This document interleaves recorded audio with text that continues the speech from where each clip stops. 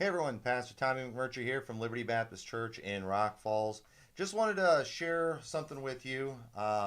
So, a lot of stuff going on right now with churches, a lot of places wanting to reopen, and it's different all over the country. Some places they're arresting people, some places they won't even let them have drive in services, and we're seeing a lot of craziness going on.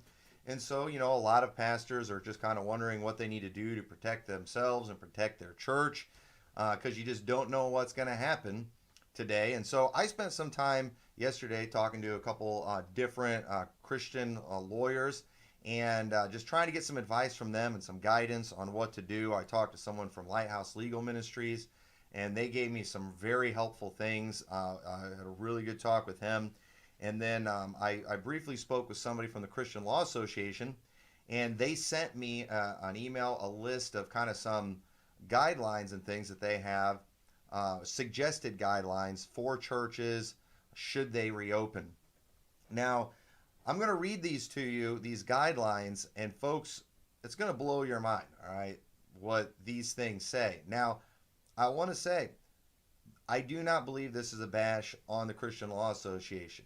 So if you read their whole email, they are on the side of the churches. They believe that churches are essential. They do not believe that the government has the right to tell churches, when they can meet and how they can meet. But at the same time, the Christian, they, even though they might agree with us, they are trying to protect people legally. And so even though they have the same beliefs that we do on this, they are trying to protect us from those who have a lot of power, who maybe do not agree with this. So I'm thankful there's groups out there that can tell it to us straight, even if it's stuff that we don't want to hear. So that's what they're there for. And that's when I talk to these folks, I ask them, I said, I just need you to tell it to me straight. I understand you agree with me, but at the same time, what are the authorities going to do? What are they going to say, if I don't go along with all their stuff? Because, that's the real concern. So this list here of guidelines, I believe it's something that's been put together, that they feel would get the government to leave us alone. So this is not a bash on Christian Law Association. This is a bash on the insanity that is going on in our society today. Because what is expected to be done here is impossible. And it's just wrong. And it would not be church if we did these things. And I want you to picture a church service where these things that I'm going to read to you are being followed. And ask stuff, would you go to a church like that? Because I'm going to tell you right now, I wouldn't. And there's no way we're going to do all this stuff in our church. This is ridiculous. So, and again, slam on the government, not on Christian Law Association. They're just trying to protect us. I want them to tell me what the government's expecting from me. And I believe that's what they did here. So I hope everybody takes this the right way. Christian Law Association is not the enemy here. But it says, number one, encourage and consider requiring high-risk individuals and or caregivers of high-risk individuals to stay home and utilize distance options to attend. And then they give a long list of people who would be considered high risk. Now, I think that's okay. There's definitely plenty of reason to be concerned, and people who are at high risk that this could really hurt, they should take measures of precaution, and I'm fine with that. I support that.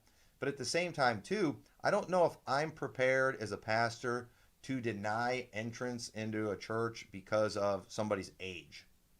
If they are a responsible adult and they understand the situation, I believe they can make that choice. If they're looking at the numbers in their community and saying, it's just not that bad out here, I feel safe, I want to come to church, I'm going to have a tough time as a pastor saying, no, I'm sorry, but you're 65, you can't come, but the one who's 64 can because, they're under the number on the guidelines. People can make some of these decisions on their own, okay? There's a lot of 64-year-old people that are more healthy than 65, or they're less healthy than a lot of 65-year-old people. People can make their decisions on that, but I don't think that's too unreasonable. I think it's good to suggest that, but enforce it, I don't know, I'm ready to do that. But number two, now picture going to church like this. Station a staff member at all entrances to check the temperature of every incoming member or visitor. utilize a no contact method of taking temperatures. Boy, when I come to church, I like to be greeted, with happy smile and a warm handshake, not with a guy wearing a mask and rubber gloves scanning my forehead like he's checking for the mark of the beast or something. It says these staff members must wear protective face coverings at all times as well as gloves. How many of you all enjoy going into Walmart and seeing all the workers in masks and talking to the cashier hiding behind plexiglass, wearing a mask? Do you want to go to church and assemble with the believers when they're treating you like you got the plague and they're acting like they got the plague and you can't even see their face? Doesn't sound good to me. It says every attendee should be asked, have you read and do you agree with our attendance requirements? I mean, boy, attendance requirements a couple months ago was considered legalistic. A couple months ago, we were bad if we turned away somebody because they were a pedophile or something like that. Now, if they don't agree with our attendance requirements, we're supposed to send them packing. What if they don't want to wear the mask? Are we going to be like the Muslims and make all the women keep their faces covered? Where are the feminists standing against women wearing face coverings? Where are they at right now? It says any attendee that is not wearing a mask and gloves should be offered a set and required to put them on before entering. Boy, I remember when dress codes were considered legalistic. And now we've got a Muslim dress code that we're going to enforce where we're making everybody cover their faces. Any attendee that will not agree to abide by the attendance requirements should be respectfully asked to leave. Wow. Hey, where are the trendies on all this? Who've been down on IFB for having dress standards for all these years? Where are they at speaking out against this type of Sharia law? Where are they at right now? And you say, well, no, this is to protect people's health. If it's that dangerous, then we shouldn't be having church services. If it's so dangerous that we can't go out without wearing a mask and rubber gloves and scanning everybody's foreheads and asking them all these questions, we shouldn't be having services. It should be live stream only if it's that bad.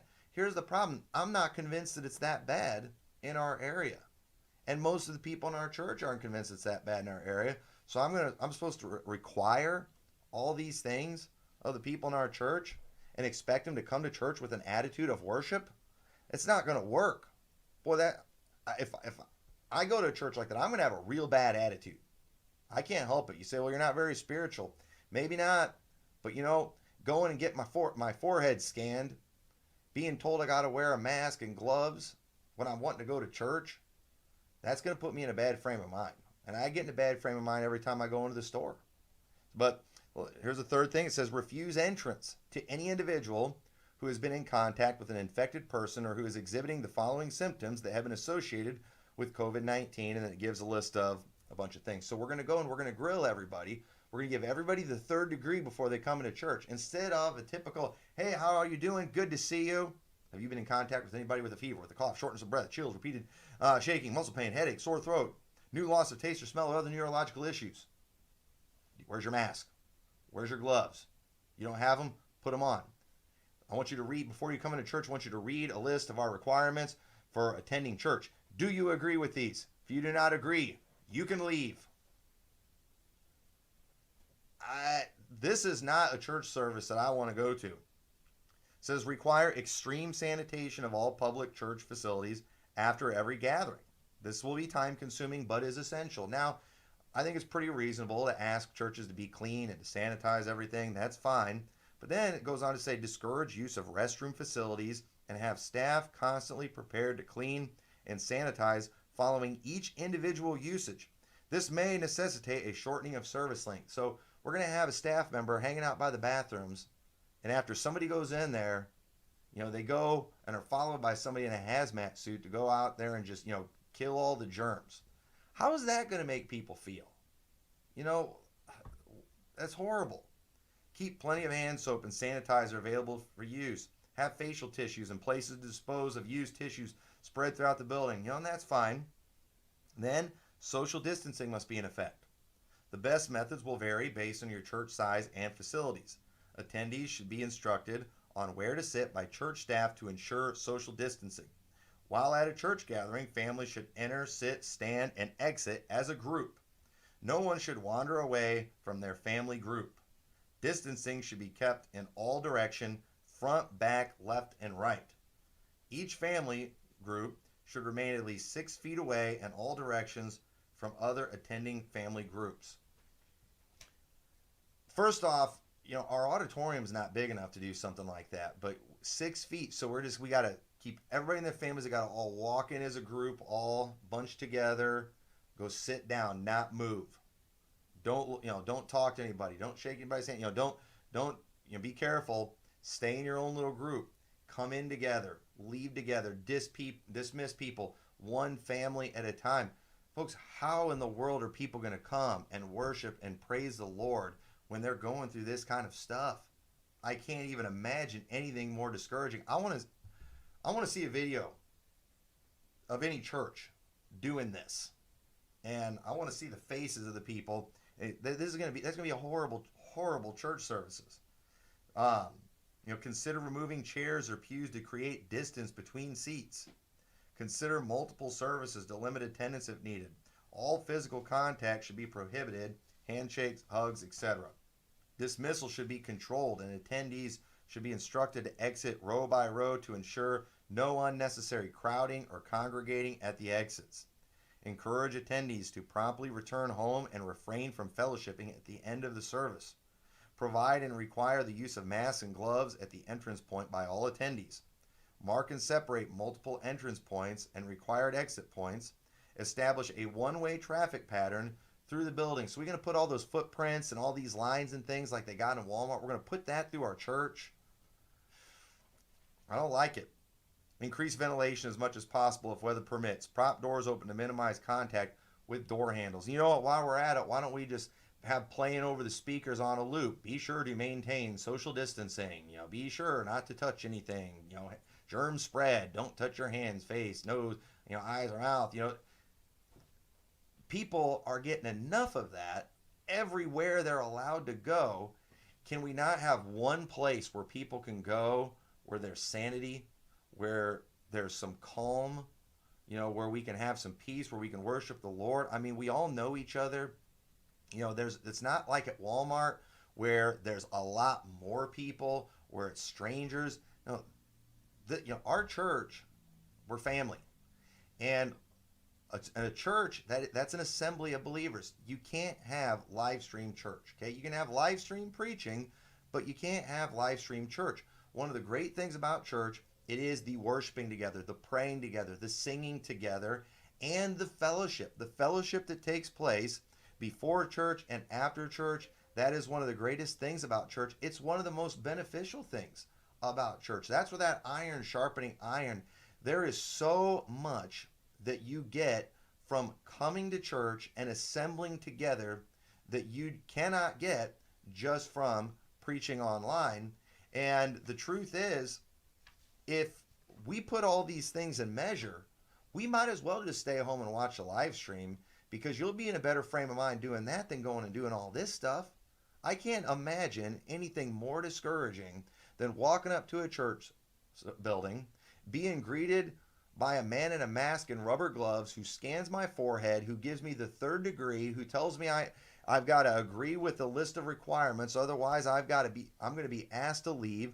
I got to go walk in there with my family all together. I got to be discouraged from using the bathroom. If I do use the bathroom, somebody's going to follow me in there after I'm done, and they're going to go, scrub everything down to, get rid of all the germs like I've got the plague or something. And then I'm going to sit there in church, and I'm going to look around a congregation full of people wearing masks, and then I've got to sing wearing a mask, and I can't even imagine. Folks, this will not work. This can't be done. And it's foolish for anyone to ask. Again, this is not the Christian Law Association. I'm sure if they had their way, they would let us all meet together and do what we want to do. They're just trying to protect us from the authorities. But the authorities are ridiculous, and they are wrong when they think that church is not essential, and when they think we can have church like this. Walmart hasn't even gone this far with the measures that they've put in place. Okay? I haven't seen any place go as far is this right here. But this is what our government wants. This is what's being expected. And I think it's ridiculous. And then the last thing it says right here, it says, consider and utilize alternative methods of administering church offerings, baptisms, and the Lord's Supper that do not require physical contact. Forgo using physical church bulletins to limit hand-to-hand exposure. Do not utilize nurseries, Sunday school, children's church, or bus ministries at this time. So, folks, what we're seeing right here is basically them just handicapping church, making it where we can't do it. And these requirements are silly. And I believe that every church is capable of coming up with responsible methods that work for their church and their situation and their building. They can do that, and they shouldn't have to put up with this kind of silliness, this kind of foolishness. The stuff we're seeing them do at Walmart, it's silly. It doesn't help. It's not going to do anything, but it is a way just to get in everybody's heads, to keep them focused on, social distancing and hygiene and things like that. And, some of that might be good, but when we come to church, we come to worship. And I preached a message a while back about why we can't be obedient in the flesh. And I talked about how, in the Old Testament, they had all these divers washings and all these cleansings that they had to do before they could go into the temple or the tabernacle. And those things were very monotonous. They were very painstaking measures that they had to do. But now, because Jesus Christ has cleansed us with his blood, we now have liberty. We can approach the throne of grace boldly, and we can find that help in the time of need. We can walk right into church knowing we are ready for worship thanks to the blood of Jesus Christ. And these measures that they're wanting to take us to, it's almost like taking us back to the Old Testament, and probably worse. And one of the great things about church that I talked about, and this was way back in January before any of this stuff was going on, the great thing about that I think we don't appreciate is that ability that we have to just at any time, we're ready to pray, we're ready to worship, we're ready to talk to God without going through all these cleansings. And if we've got to go through junk like that to come into a church service, there's no liberty in that. There's no joy in that. And I can come to church and I can sing about the grace of God, and I can sing about the glory of God and about the blood of Jesus Christ, and I'm cleansed and I am ready to go. I'm ready to meet with God. I'm ready for him to speak to me. I'm ready to pray to him. These are one of the great things about Christianity, and we can't enjoy that when we're going through all these measures. What they're promoting right here is not church, and it is not acceptable. And while I do think, there were things that needed to be done and measures that should have been put in place, I think people did it. And I think, now we've learned that it was probably a lot more than what we needed to do. But at this point, it's time to just say, enough's enough. We played your little game. We're ready to get back to business. We're ready to get back to normal. And I'm not willing to accept what we're seeing here as a new normal. This is ridiculous, and it's got to stop. So I just wanted to share that with you and show you this is what they're going to want our church service, the government's going to want our church services to look like. And I'm not okay with that. I'm not willing to accept that. I don't know anybody who's going to want to go to a church like that.